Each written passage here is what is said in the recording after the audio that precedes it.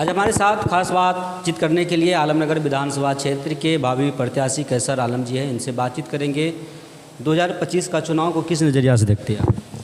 ये बदलाव का चुनाव है। बिहार की जनता पिछले 30-35 साल से तंग आ चुकी है और जनता अब बदलाव चाह रही है।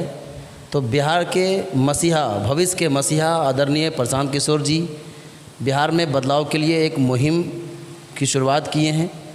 उसी का हिस्सा है आज हम लोग जो है बिहार बदलाव के लिए पूरी जनता, पूरे बिहार के लोग बिहार बदलाव के साथ खड़ी है। क्या मुद्दा रहेगा आपकी? हमारा मुद्दा, मेन मुद्दा, हम अभी आज के दिन की बात करें 18 मई, ये बिहार बदलाव हस्ताक्षर अभियान हम लोग यहाँ से आज से शुरुआत कर रहे हैं। नीतीश कुमार के गांव कल्याण बीघा से आज ये शुरू हो रहा है। ये अभियान ये 11 मई को ही शुरू होने वाला था। मुख्यतः 3 बातों पर ये अभियान जो है आज से शुरू किया जा रहा है पूरे बिहार में।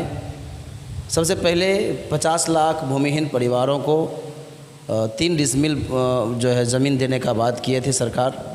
ये वादा खिलाफ़ी बिहार की आम जनता, गरीब जनता, दलित, महादलित, पिछड़े परिवारों के साथ जो किया गया है उसी को इंसाफ दिलाने के लिए हम लोग ये शुरू कर रहे हैं हस्ताक्षर अभियान।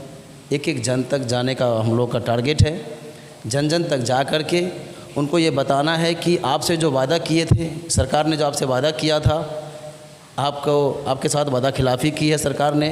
तो ऐसी भ्रष्ट सरकार को जो अपने वादों पर खड़े नहीं उतरती है उसको जड़ से उखाड़ कर फेंकना है। इन मुद्दों पर हम लोग हस्ताक्षर लेने वाले हैं। आलमनगर से आते हैं और आपका क्षेत्र जो है कहीं न कहीं वो बाढ़ प्रभावित क्षेत्र है, तो इन चीज़ों का आप लोग कैसे देखते हैं? प्रशांत किशोर कैसे देखते हैं? क्योंकि वहाँ की जो किसान है ज़्यादातर मक्का की खेती पर निर्भर करता है और उसके बाद धान की खेती। तो धान की खेती तो उन लोग की होती नहीं है, तो इन सब चीज़ों को कैसे देखते हैं? देखिए, इसका परमानेंट सॉल्यूशन हमारे यहाँ एक है जिसके ऊपर कभी ध्यान नहीं दिया गया। वर्तमान विधायक ने भी ध्यान नहीं दिया, या ये कहें लूट का अड्डा बना के रख दिया गया। कपसिया एक जगह पड़ता है आलमनगर प्रखंड के अंतर्गत। खापुर जो है पंचायत है, खापुर रतवाड़ा, बस वहीं पे कपसिया गांव पड़ता है। कपसिया गांव से आप लोवा लगान तक जो है रिंग बांध बनाने के बारे में हम लोग वहाँ की जनता से वादा कर रहे हैं। ये रिंग बांध बन जाने से हज़ारों एकड़ भूमि जिसमें कि धान की खेती नहीं हो पाती है, सिर्फ एक फसल से ही संतुष्ट रहना पड़ता है वहाँ की आवाम को, गरीब जनता को। तो उनके लिए हम मेन मुद्दा, जैसे ही बाढ़ की समस्या ख़त्म होगी, लोगों की जो समस्या है, दुख दर्द, दलित दर्द जो है वो सब दूर होने वाला है। कैसे दूर होगा? क्या करना है उसमें? कैसे, आखिर पानी से कैसे बचाव होगा वहाँ की किसान? रिंग बांध के जरिए।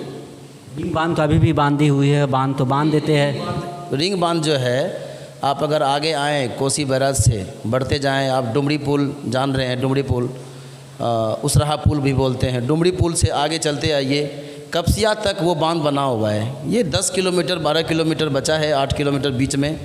अगर ये बांध बन जाता है तो हज़ारों एकड़ भूमि में जो है फसल उग पाएगा। ये प्रशांत किशोर की सोच नहीं, ये मेरे विधानसभा की सोच है। मेरी विधानसभा में मेरी सोच है कि हम वहाँ के आवाम के लिए थोड़ा सा जगह बचा हुआ है, 10-12 क्या कहते हैं, लगभग किलोमीटर बचा हुआ है, जो कि वहाँ पे रिंग बांध नहीं बनाया है अभी।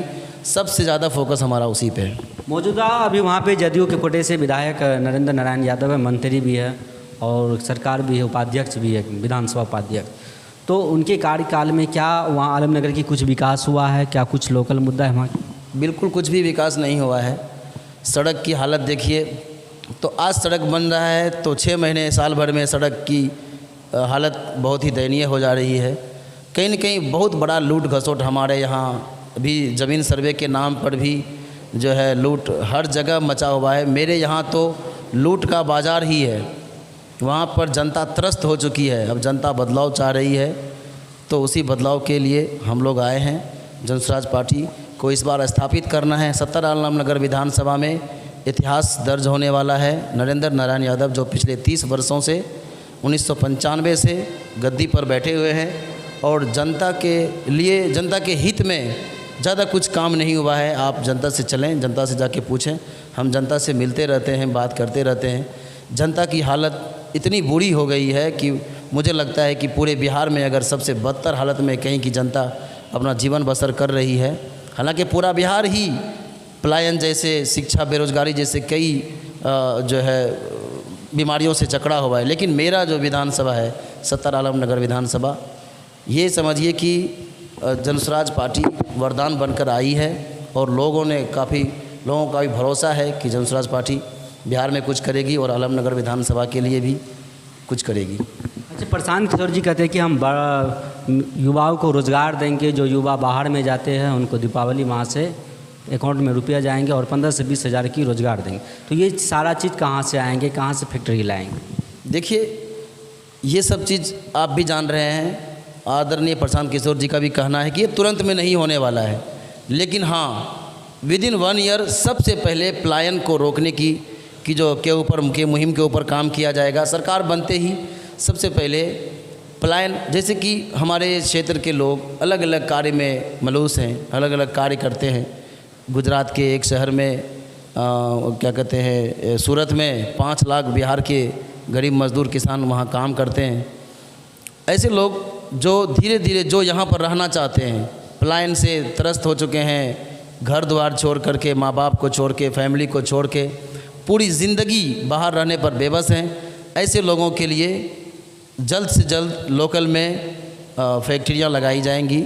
जो जिस क्षेत्र में माहिर हैं उस हिसाब से, हमारे क्षेत्र में मक्का की ज़्यादा खेती होती है, मकई से बनने वाली जो है चीज़ें जो हमारे लिए होंगी, उस हिसाब से हम लोग यहाँ पर फैक्ट्री, हम अपने विधानसभा में, अपने क्षेत्र में और पूरे बिहार में किसी भी तरह के यहाँ के जो आवाम है, आम आवाम, वो किसी भी टैलेंट से सभी मतलब सब तरह के टैलेंट बिहार के आवाम में टैलेंट। हाँ, परिचय हुआ जी। मेरा नाम मोहम्मद कैसर अली है। हम संगठन जिला सचिव के पद पर जनसुराज पार्टी में हैं और सत्तर आलमनगर विधानसभा के लिए हम इस बार जो है नॉमिनेशन भी मतलब आवेदक हैं, हम चुनाव लड़ना चाहते हैं। क्या अपील करेंगे आलमनगर विधानसभा क्षेत्र के आम महाजन? आवाम से यही कहेंगे, हम आलमनगर विधानसभा की जनता से यही कहेंगे कि बहुत हो चुका है। अब ये जो बदलाव की जो बहार प्रशांत किशोर, आदरणीय मसीहा प्रशांत किशोर जी ने जो ये शुरुआत किया है, आप समझिए, साथ आइए और बिहार बदलाव के साथ आलमनगर विधानसभा के बदलाव के में भागीदार बने, हिस्सेदार बने और हमारा जनसुराज पार्टी का साथ दें, हमारा साथ दें, ताकि हम गरीब पिछड़े लोगों के लिए आवाज़ बनकर उनके लिए काम कर सकें। जी।